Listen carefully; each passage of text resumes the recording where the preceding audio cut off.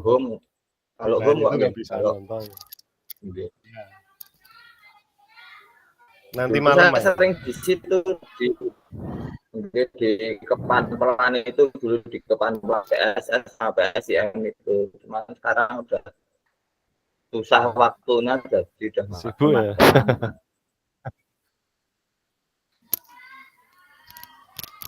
Wah, susah ya di Sami Galuh itu, mau turun ke kota itu udah capek duluan. Kita mulai saja nggih. Cepat selesai nanti.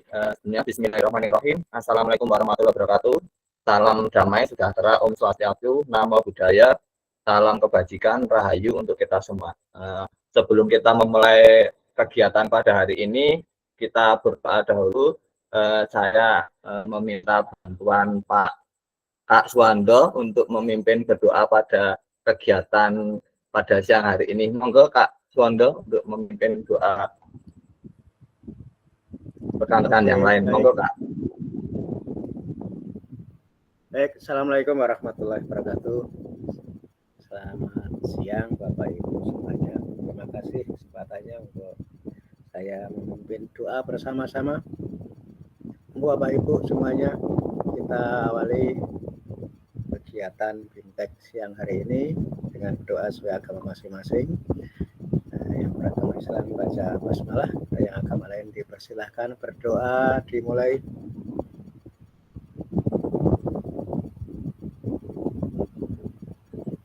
Berdoa cukup, saya serahkan kembali pada fasilitator. Terima kasih. Assalamualaikum warahmatullahi wabarakatuh.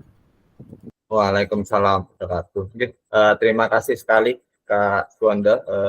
Mohon izin, terima kasih yang sudah mengirimkan tugas, dan yang belum nggak apa-apa, nanti bisa menyusul.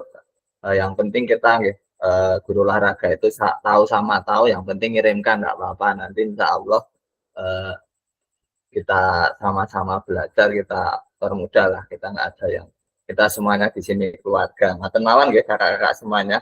Hari ini kita akan masuk materi modul tentang pembelajaran PJOK yang berpusat pada peserta didik. Mohon izin saya share screen dahulu.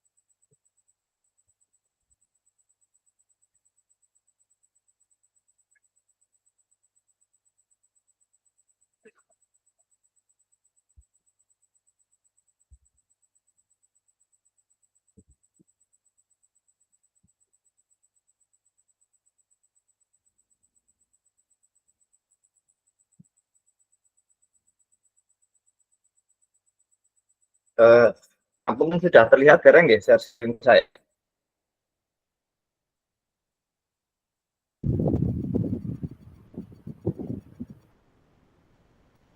Sudah Kak. Oke. Ya.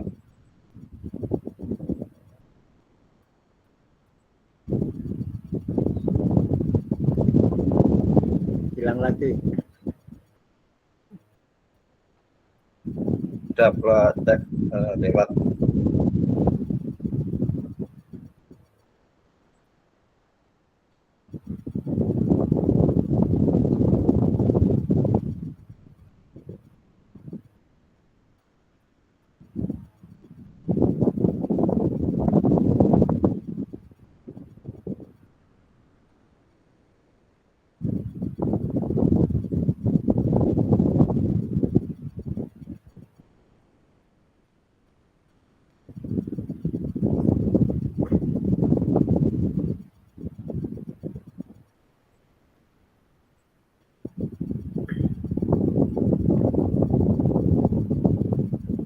muncul gitu, nembe loading ya ini. Mohon maaf.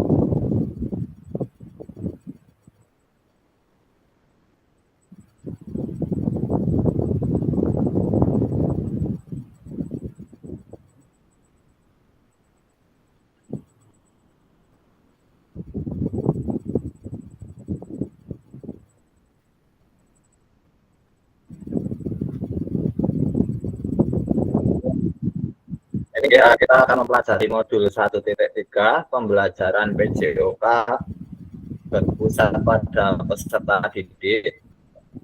Ya, tidak lupa untuk mengingatkan saya juga selalu mengingatkan itu terkait kesepakatan kelas. Yang pertama, menyalakan kamera, mematikan mikrofon saat yang lain sedang mengemukakan pendapat, hadir seutuhnya, menghargai waktu bersama, maksimalkan fitur chat, klik raise hand sebelum bertanya. Gangguan teknis adalah hal yang wajar.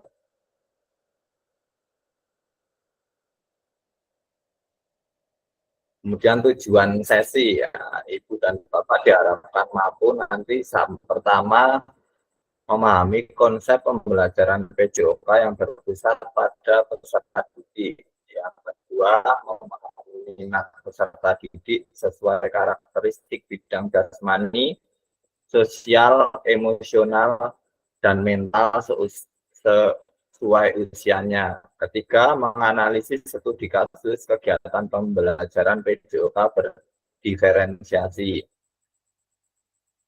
Dan agendanya yang pertama, melakukan role play pembelajaran PJOK, mengasosiasi aktivitas pembelajaran dengan puzzle aktivitas, mencocokkan tabel karakteristik perkembangan peserta didik sesuai usia, menganalisis kegiatan pembelajaran PJOK berdiferensiasi.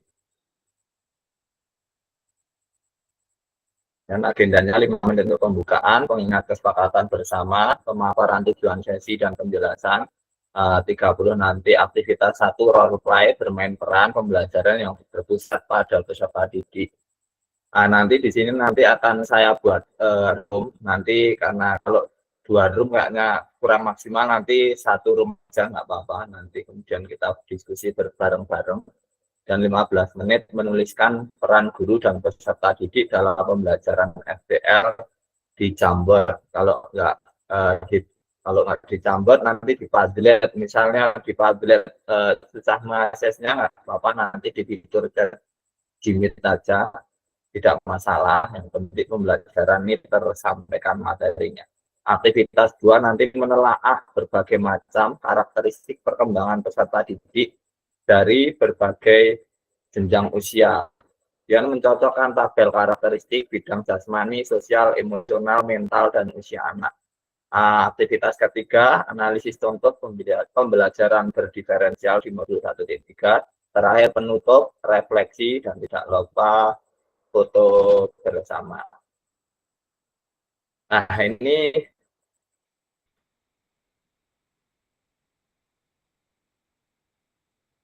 sebelum kita masuk materi, saya akan bertanya ini tentang bagaimana praktek pembelajaran PJOK yang berpusat pada peserta didik itu. Apa yang menandakannya. Saya hari ini coba untuk pendapatnya dari Kak Dwi Lestari. Monggo Kak Dwi Lestari, untuk pertanyaan ini. Silakan ditanggapi, monggo.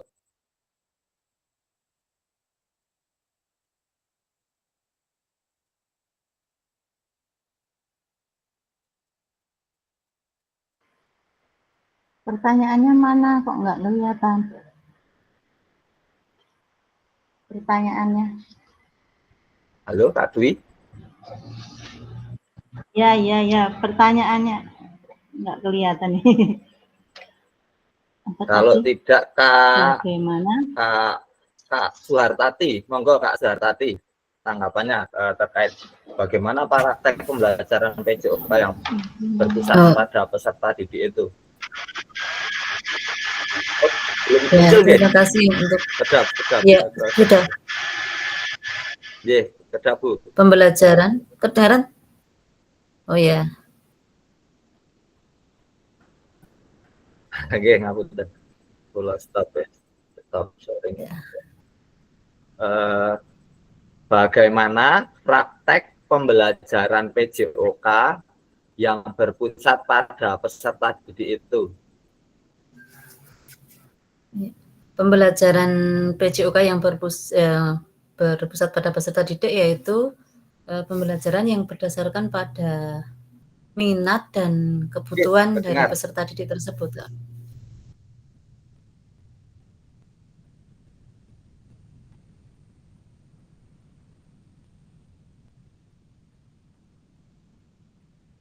Masuk tidak nggih? Pembelajaran yang berpusat pada minat dan kebutuhan dari peserta didik tersebut.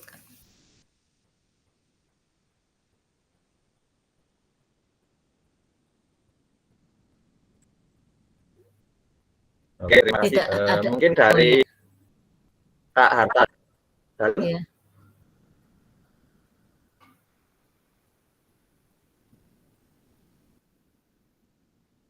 Oke, terima kasih jawabannya.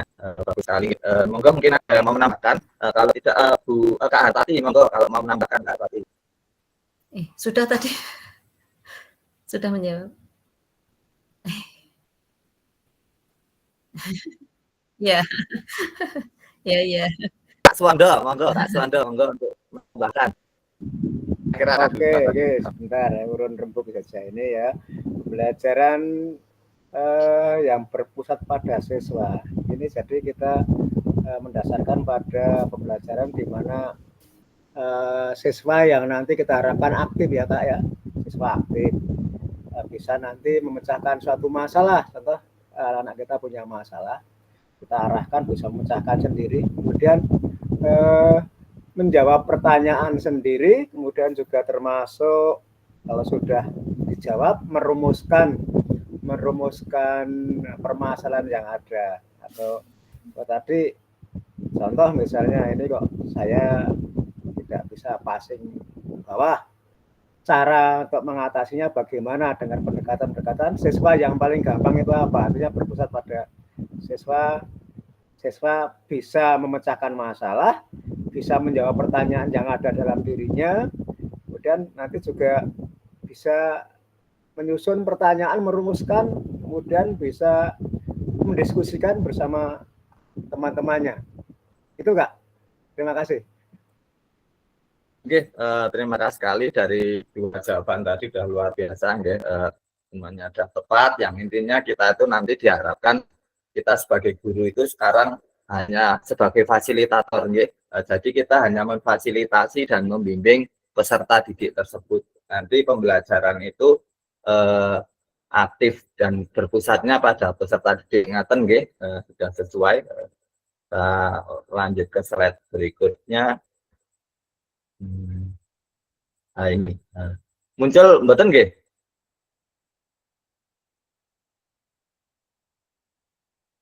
Belum. Belum kelihatan. Ya, saya stop dulu, saya ulang dari awal.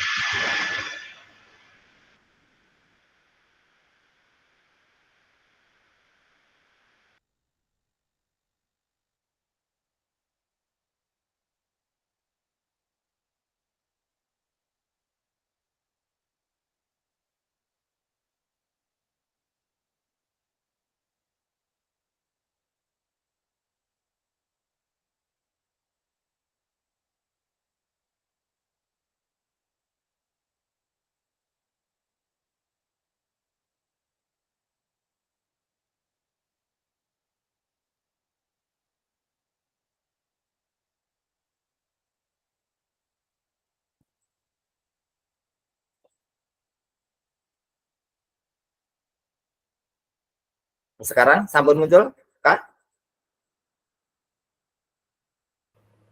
Oh, belum ya Kak ya?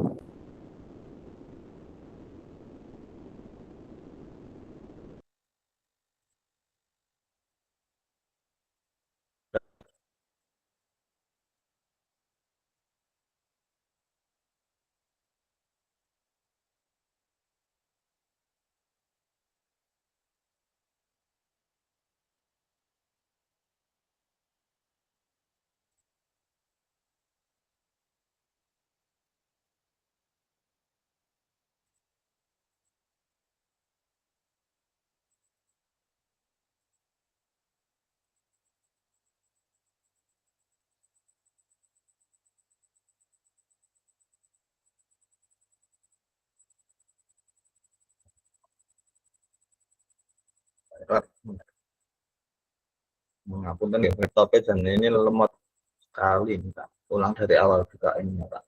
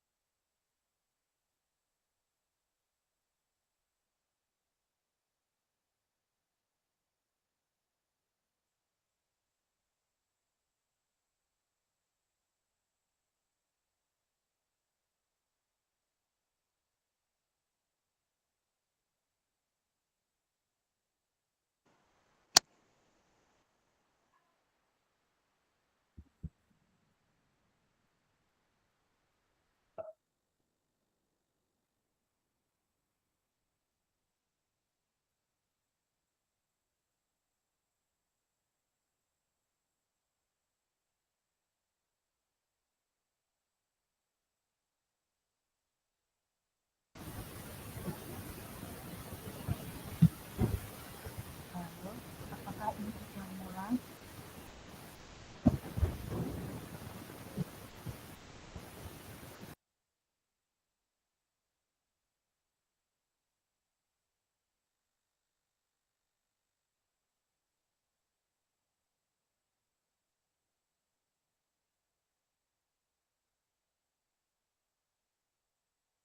Muncul nggih? Sudah Kak. Oke. Nah, ini Ya, Kak. Ya. nggih.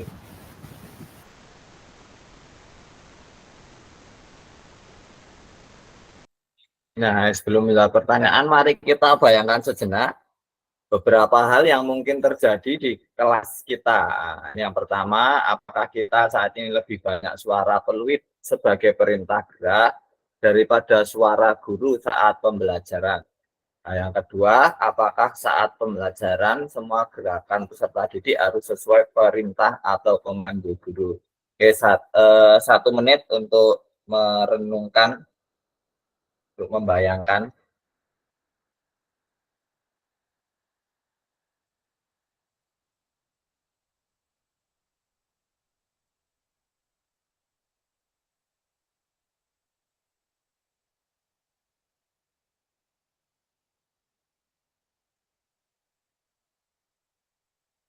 Sampun nggih. Nah, ini kemudian ada kata pakar. Ini pakar yang berbicara tentang STL atau Student Center Learning. Nah, kita lihat sebentar. 1 menit durasinya.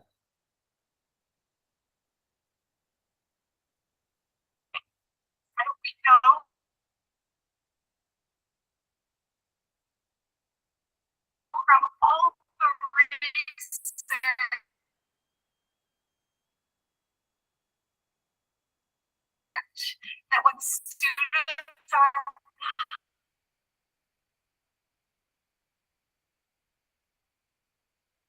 power to make decisions, they thrive.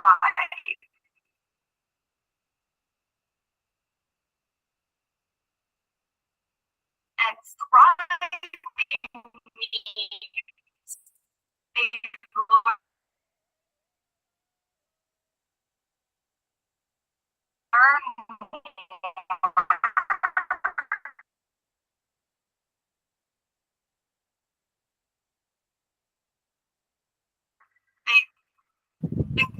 more. They enjoy the lesson more. They are more willing to participate, and they're more willing to take that learning and transfer it into their lives. So everything that we know about student-centered learning is really positive. We know that it's hard. No, we do know it's different, and I know that the outcome is really positive. And so hopefully today what I can do is provide opportunities for you to take that first step if it's something new or something scary for you. Oh iya, ini mungkin nanti bisa lihat di YouTube untuk mendalami ini tentang STL, ini tentang Cassandra Yanti tentang STL. Nah, ini role play aktivitas pembelajaran. Apa yang pembelajaran? Peserta didik memahami gerak fundamental. Tujuan pembelajarannya, yang pertama, peserta didik melakukan dan memahami gerak koordinasi dengan benar. Yang kedua, peserta didik mengetahui efek dari latihan yang dilakukan. Yang ketiga, peserta didik dapat menganalisis efek latihan yang diberikan melalui perubahan denyut nadi.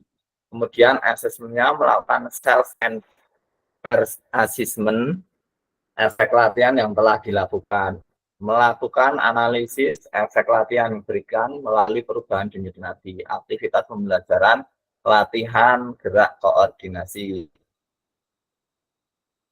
Nah, ini langkah-langkahnya nanti saya buat satu grup saja, satu room.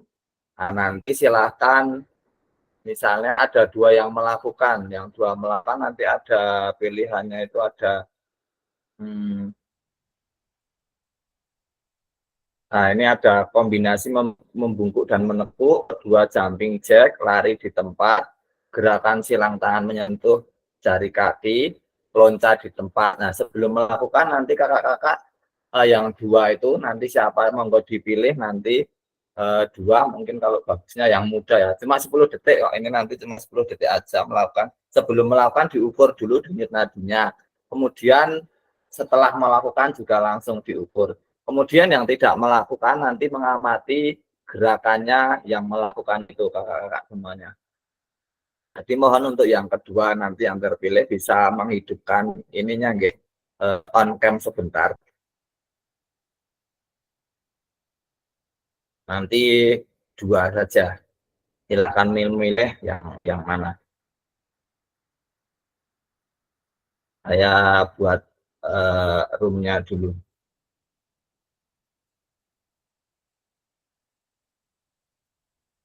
Nah, ini ada contoh gerakannya dulu, nanti silahkan dilihat dulu nanti sebelum kita masuk ke ber.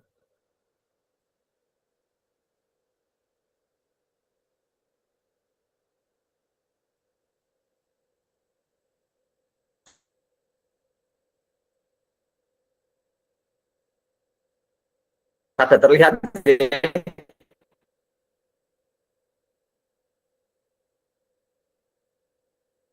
videonya yang pertama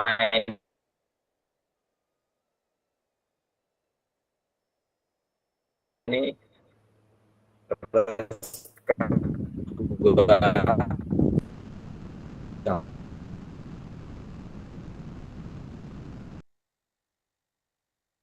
samping cek di tempat,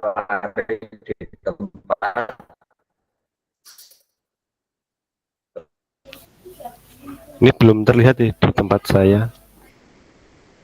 terus ada gerakan keempat dan kelima.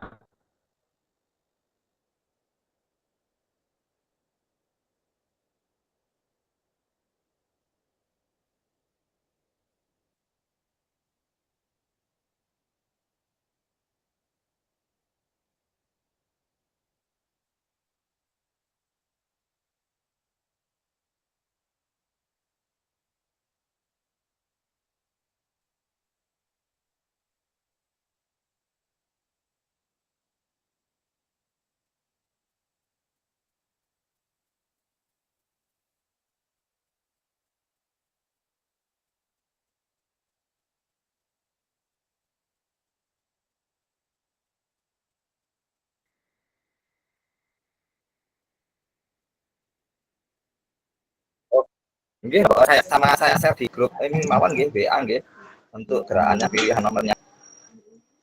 Putus-putus Kak juga videonya.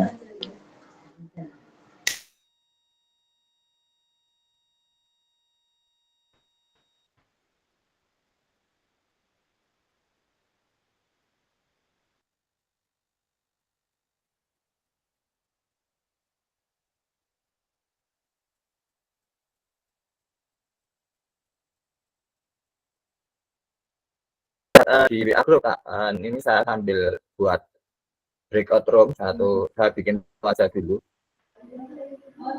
saya buat dulu.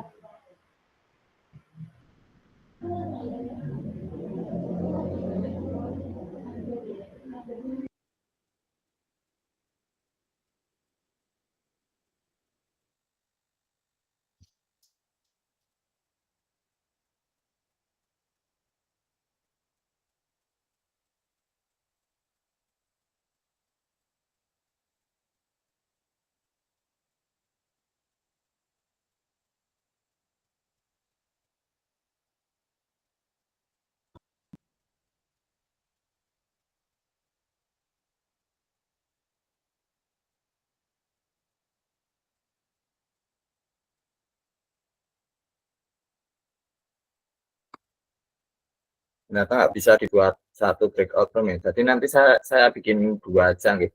Saya bikin dua, nanti silahkan ini kelompok satu ada Kak Chandra, Kak Dwi, Kak Gadang, Kak Neng, Kak Titi Sumarni. Kemudian kelompok dua ada Kak Deni, Kak Novia, Kak Rizky, Kak Suhartati, dan Kak Suwondo. Nanti tiap kelompok milih satu gerakan aja.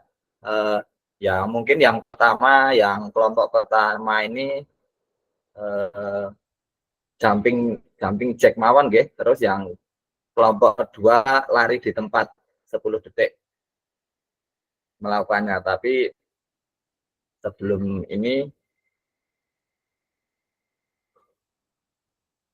dihitung jenisnya dunia dulu.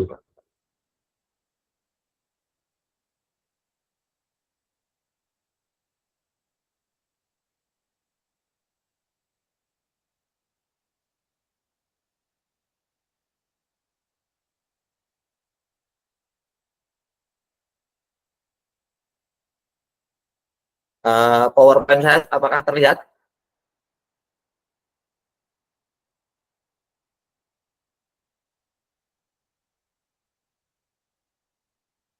Halo kakak-kakak.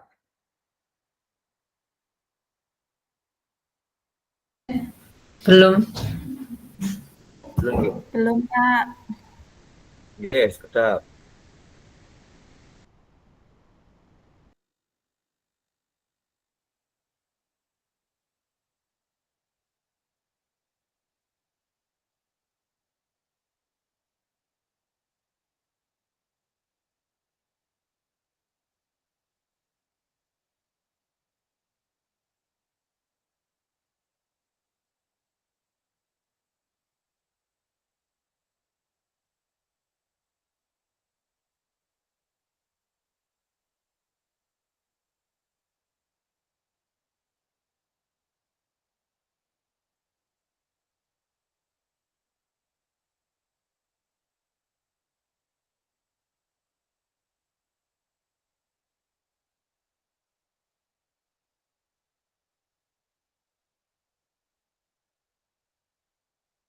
Nah, itu saya bikin breakout room gitu.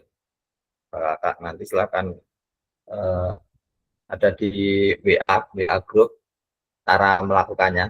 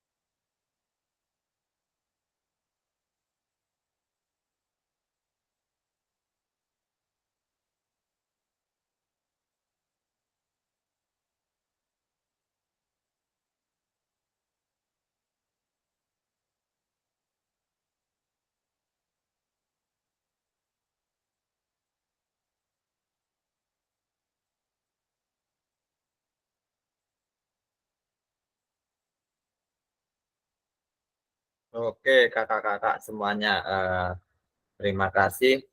Sekarang kita akan melakukan umpan balik kakak-kakak semuanya.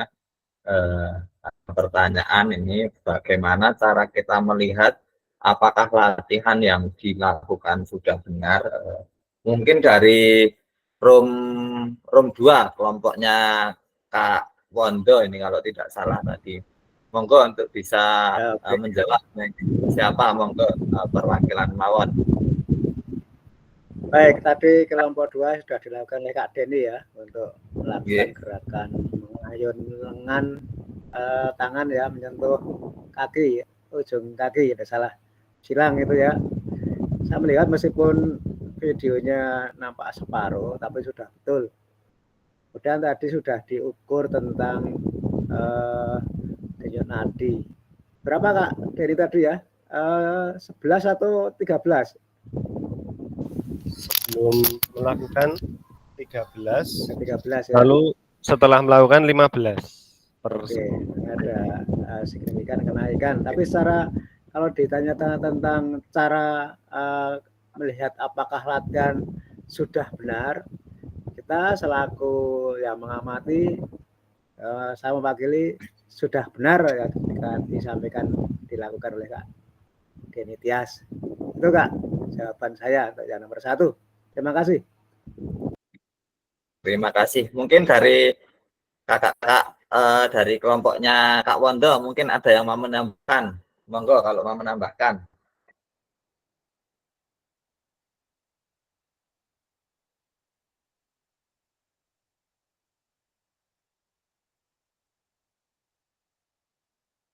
Kalau tidak ada, kita menuju ke pertanyaan yang kedua.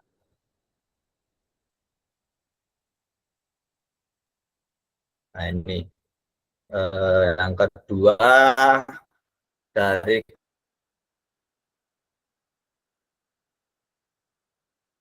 kelompok yang pertama.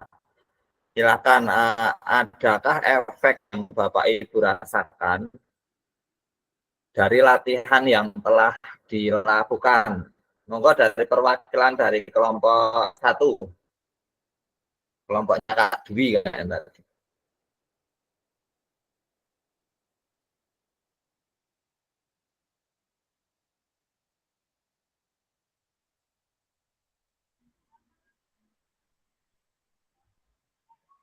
Untuk menjawab yang pertanyaan nomor 2 ya Kak. Nomor 2, adakah efek yang Bapak Ibu rasakan dari latihan yang telah dilakukan? Ya. Halo, Ye, terdengar tidak? Oh, Terdengar. terdengar. Efeknya dengan setelah melakukan aktivitas nggih, leres. tadi yang Halo. kelompok 1 itu melakukan Terdengar. jumping, ya. Melakukan jumping itu setelah melakukan aktivitas fisik maka denyut nadinya akan meningkat. Seperti itu efek yang dirasakan. Terima kasih.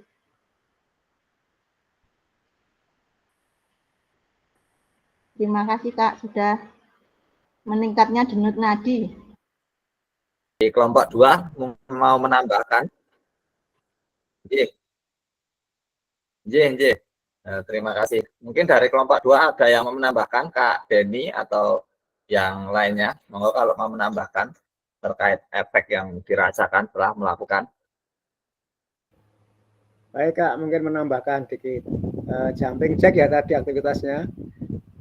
Itu dengan jumping jack pasti selain denyut nadi pasti ada efeknya. Ya, pertama nafas pasti akan meningkat. Ya, betul Pak. Itu jelas. Kemudian kalau 10 detik mungkin belum terasa keringatnya belum begitu nampak. Tapi kalau nanti waktu ditambah pasti akan ada efek berkeringat. Ya. Itu yang jelas kelihatan bagi yang melakukan tadi pasti frekuensi nafas meningkat. Itu Kak, terima kasih.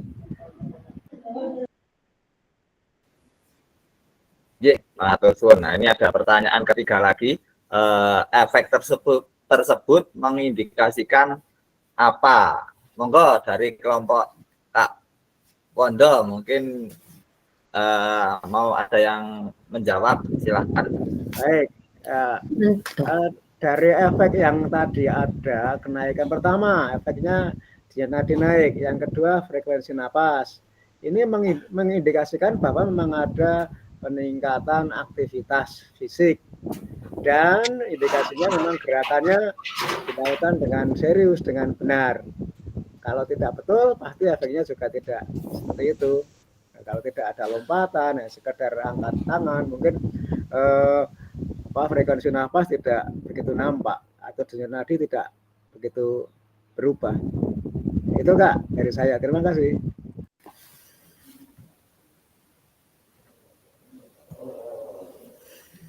Mungkin menambahkan Kak? Oke, terima kasih Kak Wondo dari kelompok 2.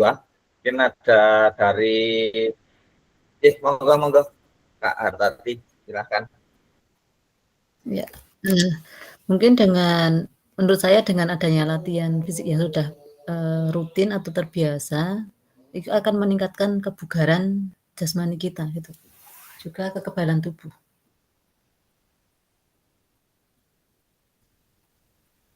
Meningkatkan kebugaran jasmani.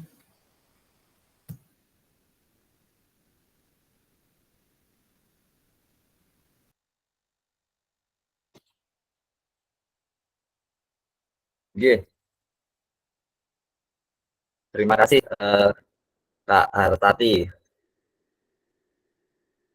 Betul sekali apa yang disampaikan kakak-kakak semuanya tadi. Ini kemudian menuju pertanyaan keempat. Menurut Bapak atau Ibu, apa yang mempengaruhi denyut nadi Bapak atau Ibu sebelum dan setelah melakukan ini?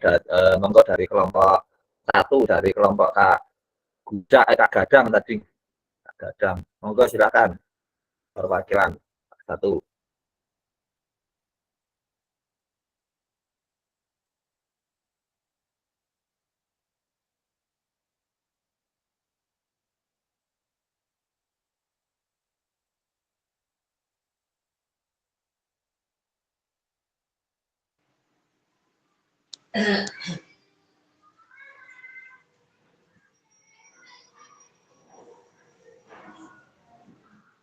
Cek, selamat siang. Masuk ya? Nah. Selamat siang. Monggo, Kak Gadang, masuk. Ya, menurut saya karena tadi ya saya yang melakukan jumping jack itu ada peningkatan denyut nadi karena memang adanya kegiatan atau aktivitas fisik yang dilakukan dengan baik sesuai dengan langkah-langkahnya. Begitu Kak. Barangkali ada yang mau menambahkan, monggo. Terima kasih. Monggo dari kelompok 2, kalau mau menambahkan silahkan. Ya, memperjelas saja Kak. Yang jelas ini apa yang mempengaruhi denyut nadi sebelum dan sudah, yaitu karena adanya kenaikan intensitas kerja dari fisik kita. Hanya kenaikan intensitas kerja dari yang semula pasif bergerak meskipun hanya sesaat, itu karena kenaikan intensitas kerja fisik. Terima kasih. Terima kasih kakak-kakak semuanya. Semuanya jawabannya sudah tepat. Berarti terkait tadi melakukan dengan benar karena sudah ada peningkatan dari sebelum melakukan aktivitas denyut nadinya misalnya ada yang 13, tetapi setelah melakukan aktivitas naik menjadi 16 per 10 detik, berarti kan dari situ sudah bisa terlihat yang melakukan aktivitas tersebut sudah melakukan dengan baik dan efeknya mungkin kalau dilakukan dengan intensitas yang lama nanti denyut nadinya juga naiknya semakin banyak. Ngoten nggih kakak-kakak semuanya. Kemudian lanjut slide berikutnya.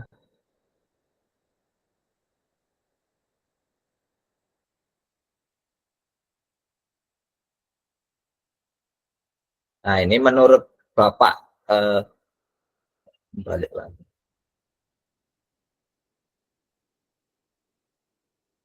Nah, terima kasih sudah melakukan role play. Mari kita analisis bersama proses pembelajarannya. Kita merefleksikan melalui pengalaman pada aktivitas role play tersebut. Menurut kakak-kakak semuanya, apakah aktivitas yang dilakukan cukup menggambarkan pembelajaran PJOK yang berpusat pada peserta didik? Kenapa? Kemudian apakah ada masukan untuk perbaikan pembelajaran? Nah, ini silahkan kakak-kakak semuanya menuliskan di chat Gmeet yang sudah tersedia di chat Gmeet mawon. Cepat, monggo kakak-kakak semuanya.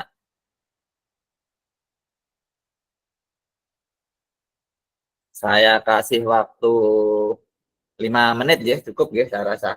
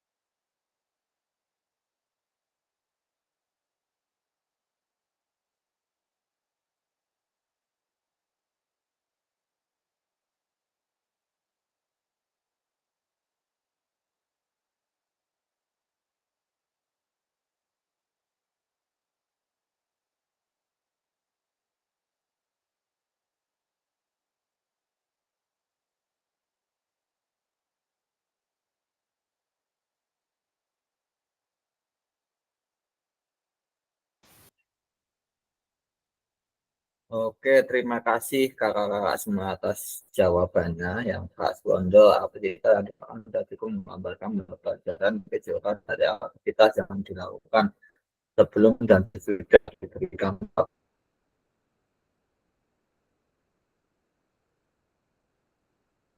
tugas gerak, ada penjelasan cara melakukan video pengukuran nilai baik dan bidang tugas. Kemudiannya secara umum aktivitas dengan tolak ukur perubahan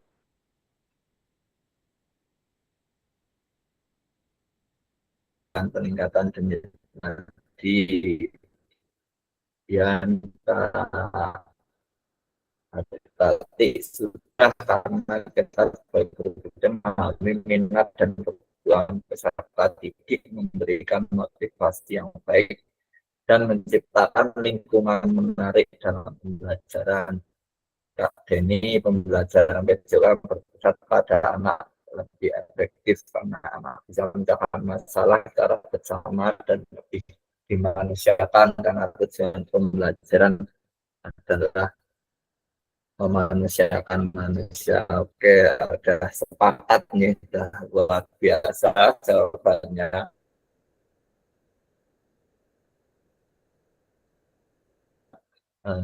Kita sudah lihat tentang pembelajaran memang sudah berpusat pada peserta didik karena yang melakukan peserta didik melakukan penilaian dan pengamatan peserta didik.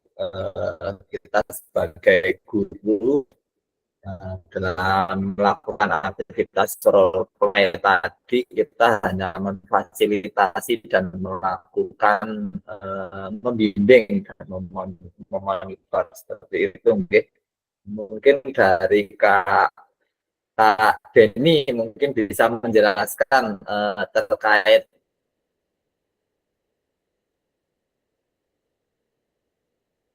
pembelajaran yang sudah pertanyaan ini yang sudah dijawab ini. Monggo Kak Denny silakan. Oke, untuk pembelajaran PJOK berpusat kepada peserta didik atau anak didik. Jadi contohnya misalnya ada suatu permainan, itu permainan tersebut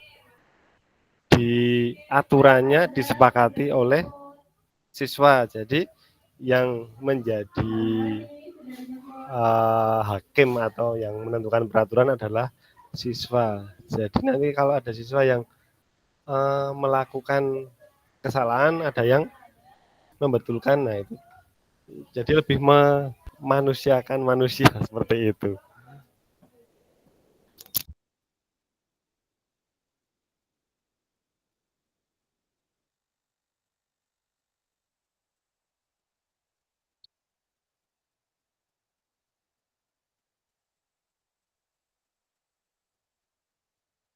Dengan suaranya Kak Alfian, monggo bisa sedikit menjelaskan terkait jawaban yang sudah Kak Alfian tulis kepada yang lain. Monggo Alfian.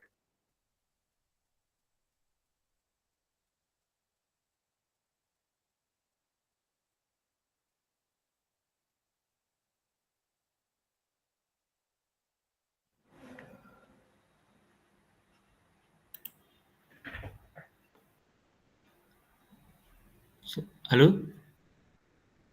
Halo. Monggo. Nah, bisa diulang tadi pertanyaannya karena ini ada bareng-barengan. Oke, terkait jawaban yang Kak Alfian tulis di chat tadi, monggo bisa dijelaskan kepada rekannya. Pembelajaran sudah berpusat pada peserta didik karena peserta didik berperan aktif dalam pembelajaran tersebut. Jadi mulai dari merancang sampai melakukan dan diberikan tugas itu peserta didik berperan aktif di situ. Jadi tidak ada peserta didik yang istilahnya menganggur. Di situ juga mereka berperan memiliki peran masing-masing. Jadi lebih bervariatif dan meningkatkan minat peserta didik seperti itu. Oke, terima kasih jawabannya Kak Alfian. Ini kita melihat tabel ya. Di sini ada peran guru dan peserta didik dalam pembelajaran STL atau Student Centered Learning. Ini peran guru bertindak sebagai fasilitator dalam proses pembelajaran, kemudian mengkaji kompetensi mata pelajaran yang harus dikuasai murid pada akhir pembelajaran, merancang strategi dan lingkungan pembelajaran yang dapat menyediakan beragam pengalaman belajar, membantu murid mengakses informasi, menata, dan memproses untuk dimanfaatkan dalam memecahkan permasalahan sehari-hari. Kemudian identifikasi dan menentukan pola penilaian hasil belajar murid yang relevan dengan kompetensi yang akan diukur. Perannya peserta didik atau siswa aktif dalam proses pembelajaran dengan memberikan gagasan, saran, dan kritik. Yang partisipasi dalam merumuskan, mengembangkan, dan memproses materi pembelajaran, dan mengkaji kompetensi dan strategi pembelajaran yang ditawarkan oleh guru, yang membuat rencana pembelajaran untuk mata pembelajaran yang diikuti. Belajar secara aktif dalam kelompok maupun individu dengan cara mendengar, membaca, menulis, diskusi, pemecahan masalah, serta terlibat dalam kegiatan berpikir tingkat tinggi seperti analisis, sintesis, dan evaluasi.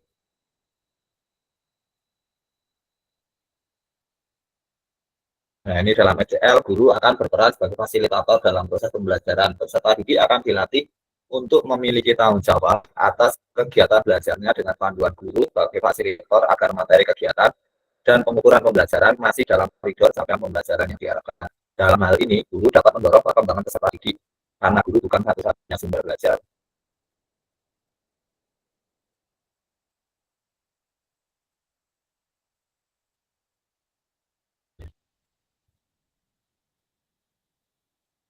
Ini jenis student center learning apa yang pernah Bapak Ibu praktekkan dalam pembelajaran. Ini saya akan bertanya dan berdiskusi dengan Kak Suwondo. Monggo Kak Suwondo terkait STL yang sudah pernah dilakukan dalam pembelajaran di SMP. Karena ini di SMK mungkin bisa buat menambah wawasan saya. Monggo Suwondo. Oke Kak, ini sedikit contoh saja ya. Ini yang pelajaran berpusat pada siswa. Ini kita pendidikan gerak praktik.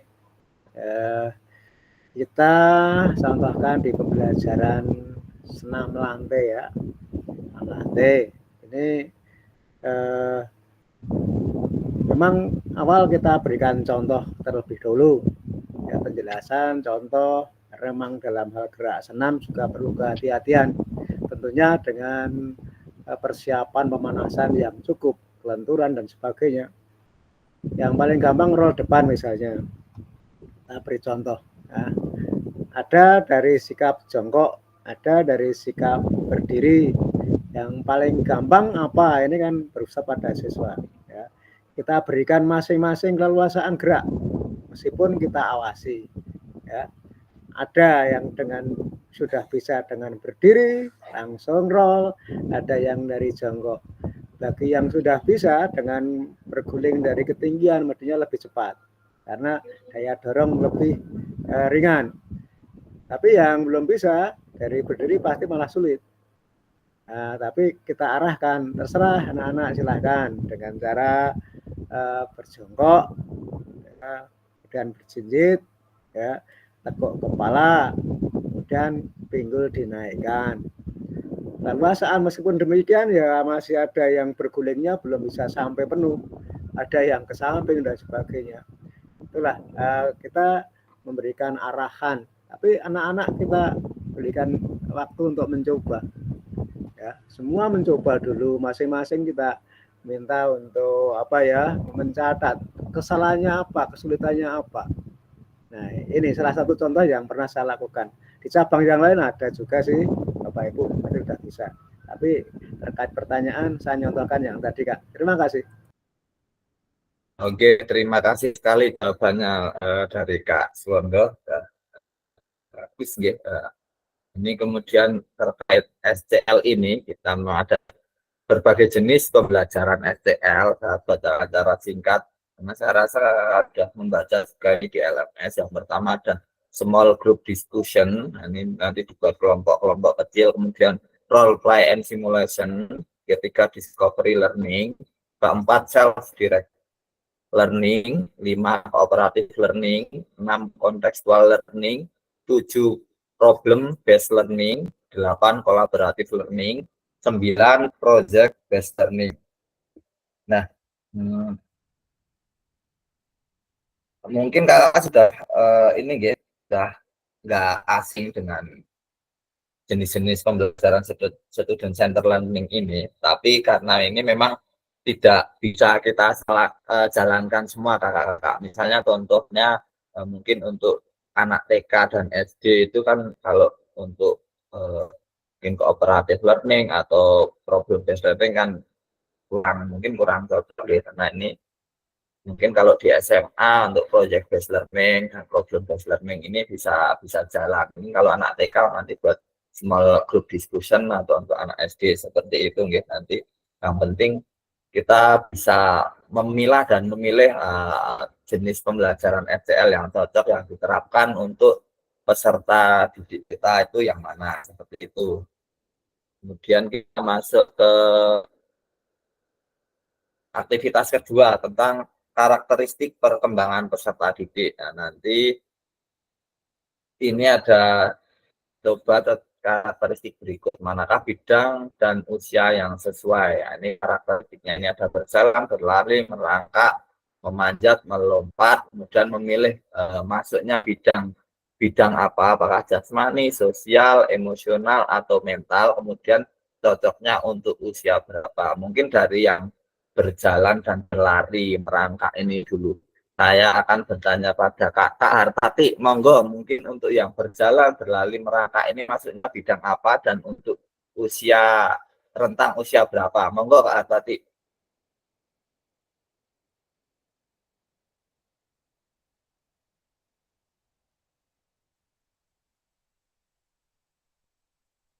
Maaf, mohon diulang Kak.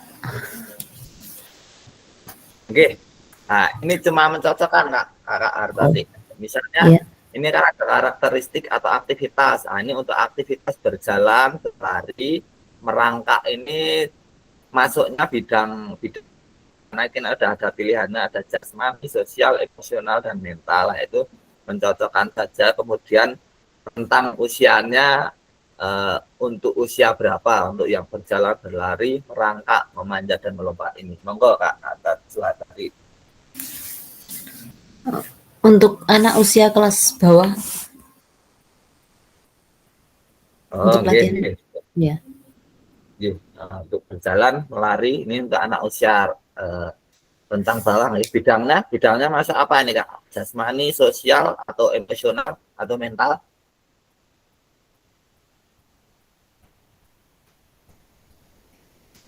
Untuk kebugaran jasmani. Oh, leres nggih. Terkait berjalan berlari ini masuknya jasmani, kemudian untuk rentang usianya memang 0 sampai 2 tahun, nanti bisa juga sampai 4 tahun. Kita lihat tabel nggih. Nah, ini nggih. Ini untuk aktivitas berjalan berlari, ini maksudnya bidangnya jasmani, kemudian untuk rentang usianya 0 sampai 2 tahun. Kemudian ketika anak-anak sudah mulai mengembangkan rasa diri, mereka sendiri dan belajar untuk memahami perasaan orang lain, mereka juga mulai belajar untuk bergaul dengan teman sebaya. Nah, ini aktivitasnya masuknya sosial, rentang usia 5 sampai 6 tahun. Kemudian mereka mulai mengalami emosi yang lebih intens seperti kemarahan, kesedihan, dan kecemburuan. Mereka juga mungkin mulai mengalami tekanan teman sebaya dan tantangan sosial lainnya yang dapat mempengaruhi emosi mereka. Ini masih emosional, rentang usianya 6 sampai 12 tahun. Dan anak-anak mulai belajar untuk memahami dan mengelola emosi mereka serta bernegosiasi dan menyelesaikan konflik. Ketika mereka sudah negosiasi dan bisa menyelesaikan konflik, ini sudah ranahnya ke mental, dan ini rentang usianya 6 sampai 12 tahun. Nah, kalau untuk usia 12 sampai 18 tahun dan seterusnya ini seharusnya sudah menguasai atau aktivitas semuanya ini. Gitu nggih kakak-kakak semuanya. Nah, ini ada pertanyaan lagi, pentingnya guru mengetahui karakteristik peserta didik. Saya akan bertanya pada Kak Titik, monggo Kak Titik. Sehari ini belum mendengar suara Kak Titik saya. Monggo Kak Titik, mungkin bisa dijelaskan pentingnya guru untuk mengetahui karakteristik peserta didik.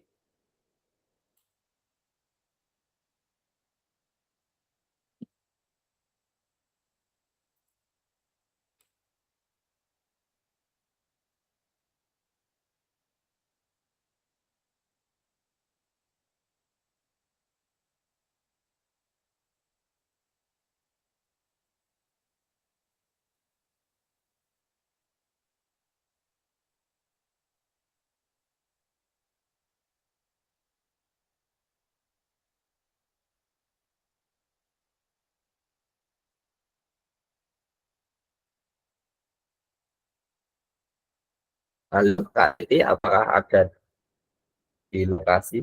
Kalau tidak, saya ganti Kak Novia, monggo Kak Novia.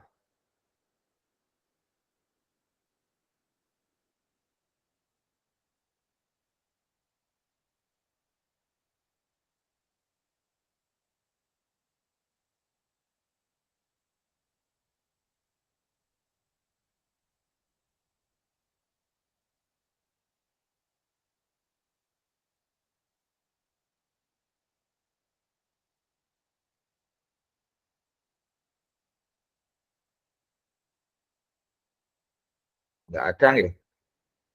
Kak Swondo lagi, monggo Kak Swondo. Terkait Baik, pentingnya terima kasih. Ya, pentingnya kita selaku pendidik, guru mengetahui karakteristik peserta didik. Ini antara lain untuk nanti memberikan solusi pemecahan masalah karena sikap, karakter, mentalitas anak-anak berbeda-beda. Tentunya kita nanti juga memberikan pemecahan masalah atau memberikan solusi atau mengarahkan juga berbeda itu Kak. Jadi itu kalau saya pentingnya kita mengetahui karakter anak didik. Ya memang kita harus begitu Kak. Kita biar bisa nanti memberikan solusi pemecahan masalah, alternatif, perlakuan yang berbeda-beda. Karena memang kita belajar memberikan pembelajaran berpusat pada anak. Anaknya 32 bisa jadi nanti karakternya ya bermacam-macam, beda-beda 32. Maka kita perlakuannya juga kita bedakan. Itu Kak, terima kasih. Oke, terima kasih Kak Swondo. Untuk pertanyaan kedua, bagaimana cara mengakomodasi berbagai karakteristik dan minat peserta didik dalam pembelajaran? Monggo Kak Hana, monggo silakan untuk bisa dibantu menjawab. Ya, terima kasih. Suara saya terdengar tidak, Mas? Iya, terdengar Kak. Yang pertama di bagian anak usia dini, karena saya sebagai pendidik anak usia dini atau anak TK itu, apa pentingnya guru mengetahui karakteristik peserta? Yang pertama, kita bisa mengetahui tujuan atau tingkat pencapaian terhadap anak tentang kembang anak. Yang pertanyaan kedua, bagaimana cara mengakomodasi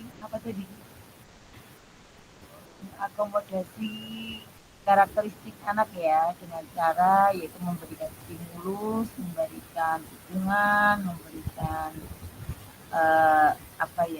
arahan-arahan terhadap anak yang bisa diterima oleh anak sehingga bisa dilakukan atau dipahami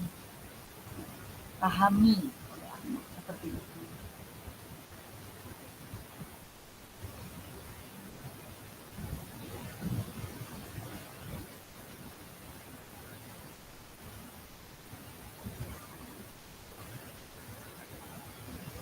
Ketinggal bisa nggih? Nggih, matur suwun Kak Hana. Oh, nggih.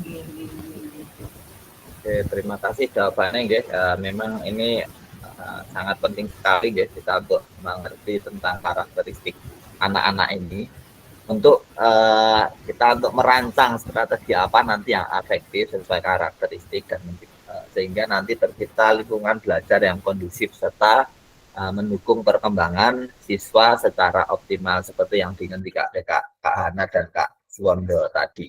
Nah, kemudian kita masuk ke modul berdiferensiasi. Nah, ini pembelajaran berdiferensiasi adalah usaha guru untuk menyesuaikan pembelajaran di kelas untuk memenuhi kebutuhan belajar individu murid. Tomlinson. Kemudian masuk dalam pembelajaran berdiferensiasi ini ada 3 tahap. Yang pertama diferensiasi konten, kemudian ada diferensiasi proses, diferensiasi produk. Nah, ini diferensiasi konten itu merujuk pada strategi membedakan pengorganisasian dan format penyampaian konten. Konten adalah materi pengetahuan, konsep, dan keterampilan yang perlu dipelajari peserta didik berdasarkan kurikulum. Kemudian proses merujuk pada strategi yang membedakan proses yang harus dijalani oleh peserta didik yang dapat memungkinkan mereka untuk berlatih dan memahami isi konten. Kemudian yang produk merujuk pada strategi membedakan produk hasil belajar murid, hasil latihan, penerapan, dan pengembangan apa yang telah terjadi. Nah, di sini ada intra-task dan inter-task. Mungkin dari Kak Wondo, monggo mungkin bisa sedikit menjelaskan terkait tentang intertask ini seperti apa, Kak Wondo?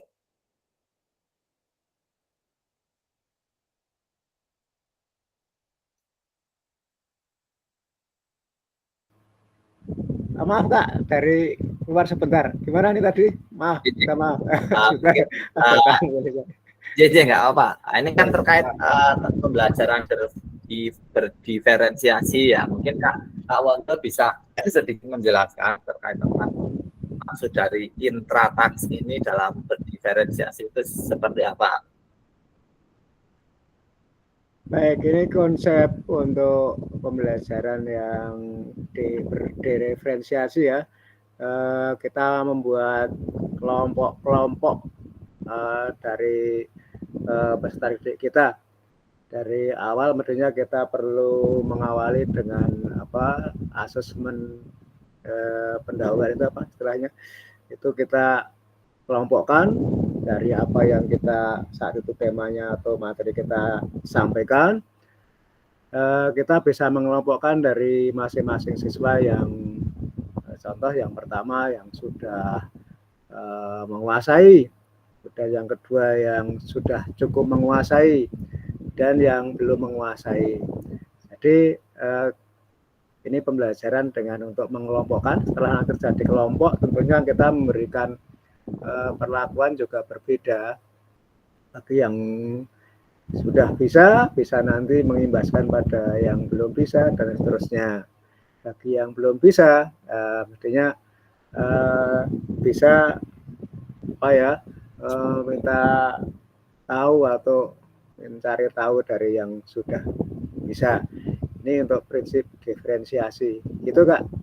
Oke. Maaf tadi keluar sebentar. Nggak apa-apa. Matur sekali Kak Wondo. Betul sekali terkait apa yang dikatakan oleh Kak Wondo terkait tentang diferensiasi. Ya, ini sedikit menjelaskan untuk intertask ini contohnya kasusnya sama tapi dibikin levelnya berbeda. Contoh nanti anak-anak itu dibuat kelompok 1, 2, 3.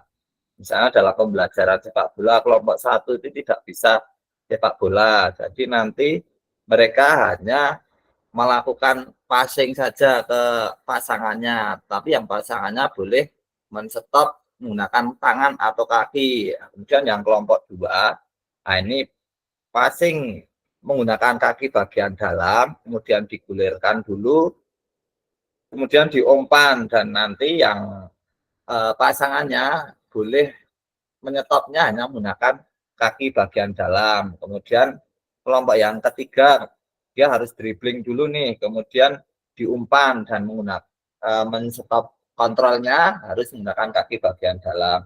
Nah, misalnya terus kelompok 4. Nah, kelompok 4 ini untuk yang sudah mungkin sudah ikut SSB dan mungkin ikut klub dan sudah lihai lah. Nah, dia dibikin misalnya seperti permainan 3 lawan 3, itu nanti di situ dibikin main sekali sentuh dan seterusnya. Itu untuk intrataks itu seperti itu. Kemudian untuk intertaks ini tugasnya yang berbeda. Contohnya nanti dibikin kamar-kamar ya, misalnya kamar satu nanti ada dribbling, kemudian passing, heading, shooting. Nah, itu kalau orangnya, kalau tadi orangnya yang dikelompokkan, kalau interstak ini topiknya yang sudah dikelompokkan. Nanti anak-anak silahkan masuk ke kamar-kamar tersebut, tetapi semuanya diharapkan nanti mencoba semuanya. Nanti kita untuk itu kita sebagai guru kan bisa mengamati nanti ini yang sudah menjalankan pembelajaran dan yang aktif nanti kita bisa lihat seperti itu gitu. Ini kita masuk ini gitu. Nah, ini setelah membaca dan berdiskusi situasi pembelajaran 1 dan 2 tentang contoh langkah pembelajaran di LMS. Nah, ini ada pertanyaan, silakan dijawab di Padlet. Mungkin kalau yang nggak bisa di Padlet, boleh di chat di Meet. Yang pertama pertanyaannya ini, adakah kendala Bapak Ibu dalam melakukan strategi pembelajaran berdiferensiasi dalam PJOK? Kemudian gagasan baru apa yang Bapak Ibu dapatkan dari contoh-contoh penerapan strategi berdiferensiasi di dalam modul. Monggo saya kasih waktu 3 menit. Saya kirimkan dulu link Padletnya.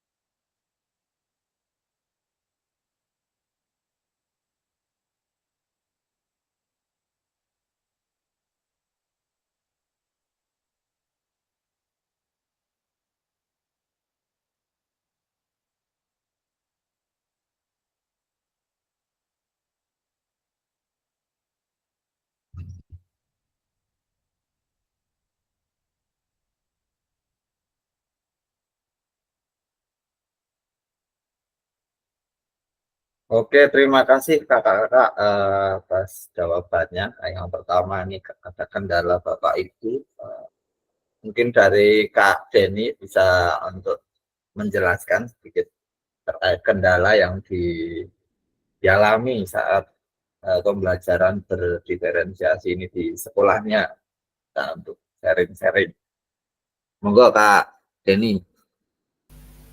Oke, untuk kendala yang saya alami mungkin ketika asesmen awal siswa itu kurang semangat, terutama siswa putri. Jadi sebetulnya bisa, jadi ikut-ikutan nggak bisa. Jadi kurang maksimal dalam pengelompokannya seperti itu.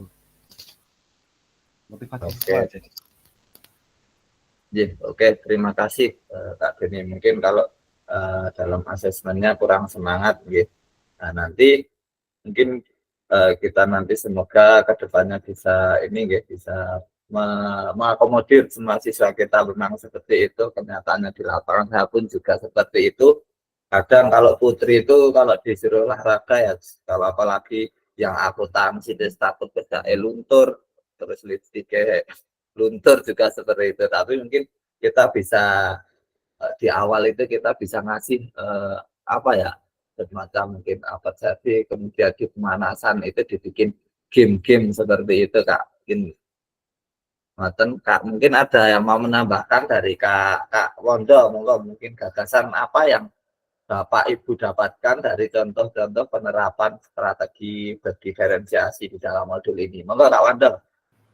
Baik ya, ini sedikit tadi saya masuk ke Padlet dulu, itu isi Padletnya. Ternyata masih di ini ya. Tapi tidak apa-apa, ini saya coba jawab. Yang pertama kendalanya itu yang saya alami selama ini bagi kelompok-kelompok bawah. Kelompok menengah masih lumayan, kelompok yang sudah menguasai atau yang lebih ya masalah. Kemudian gagasan untuk mengatasi permasalahan yang saya alami ini bagi kelompok bawah, ya memang kita harus lebih telaten lagi, lebih apalagi anak-anak SMP kelas bawah masih sama dengan kelas SD. Bagi kakak-kakak yang di SD mungkin lebih memahami gitu, tentang karakter anak-anak. Bagi anak-anak yang kelompok bawah tentang kemampuan gerak ini, jelas kita harus sangat telaten dan harus mengerti apa yang dimaui anak-anak, bagaimana menjelaskannya tentang gerak yang mungkin spesifik. SMP sudah masuk ke spesifik. Ini bagi anak-anak tertentu yang kadang-kadang maaf ya kemampuan geraknya rendah, apalagi memang punya kondisi fisik yang terbatas, kebugarannya rendah. Ini kita harus memotivasi, membesarkan mentalnya, menyemangati, pasti bisa. Nah ini yang sering saya lakukan untuk menyamakan, mengejar ketertinggalan dengan kelompok menengah dan atas. Itu Kak, terima kasih. Matur suwun sangat Bapak Ibu terkait berdiferensiasi. Mungkin saya rasa semua sudah sepakat, sudah satu tujuan, sudah paham bahwa berdiferensiasi, pembelajaran berdiferensiasi ini memang jawaban atas segala permasalahan yang kita alami. Ketika mungkin anak kurang aktif, kurang motivasinya, kemudian karakteristik kemampuan anak-anak yang berbeda-beda. Ini dengan pembelajaran berdiferensiasi ini diharapkan nantinya kita sebagai pendidik itu bisa mengakomodir semuanya untuk melakukan aktivitas pembelajaran PJOK itu dengan baik dan berpusat pada peserta didik. Nanti kalau dengan berdiferensiasi itu kan contohnya misalnya kemampuannya berbeda kan penilaiannya juga berbeda. Yang terpenting kan anak itu ada peningkatan setelah mungkin selama pembelajaran itu, seperti itu. Saya rasa hari ini pertemuan kita sudah cukup dan sudah belandang 15 menit ini sekitarnya. Cuma mengingatkan saja ya kakak-kakak semuanya untuk ini setelah selesai ini untuk mengunggah hasil refleksi modul 1.3 di LMS. Gunakan pertanyaan refleksi untuk menulis refleksi Anda.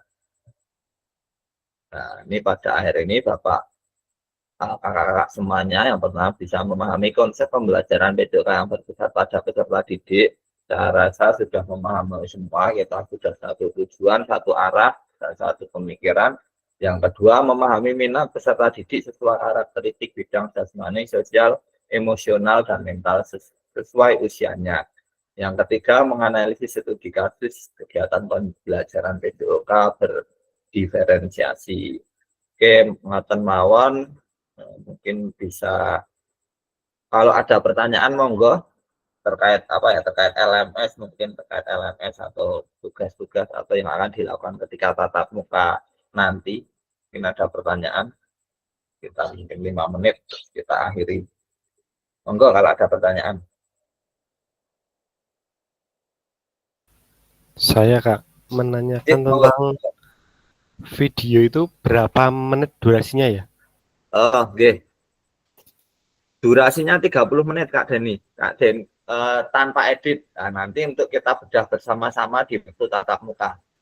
Oh ya, itu materinya bebas. Bebas ini jenengan.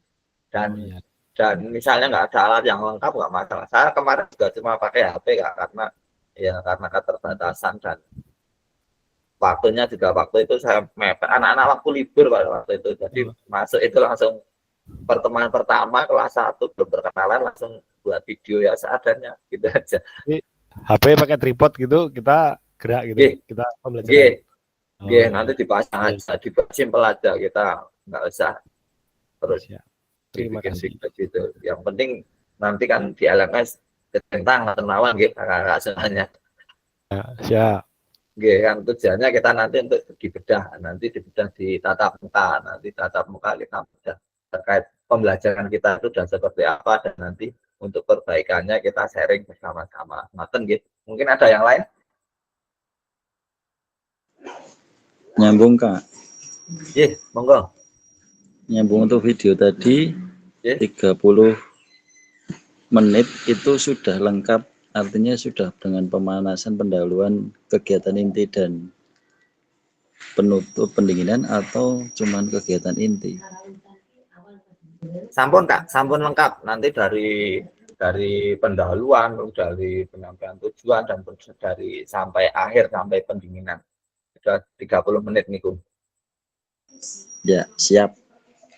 Siap. Terima kasih. Saya rasa cukup untuk pertemuan hari ini. Pertemuan berikutnya 1 JP.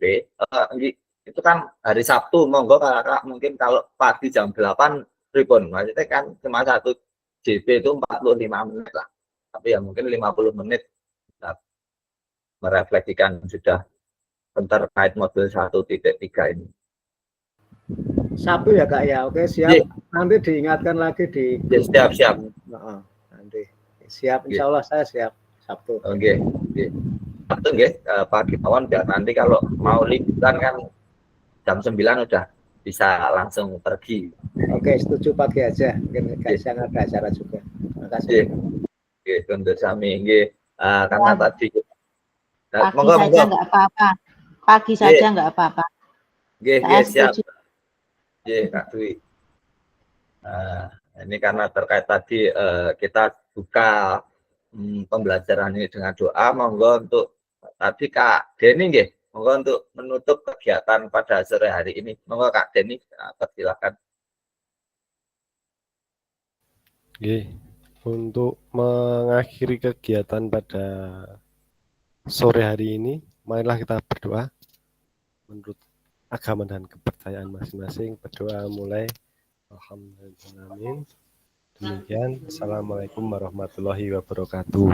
Waalaikumsalam warahmatullahi wabarakatuh. Matur suwun kakak-kakak semuanya, saya tutup izin live. Wassalamualaikum warahmatullahi wabarakatuh. Selamat sore. Warahmatullahi Silakan aktivitas selanjutnya. Siap.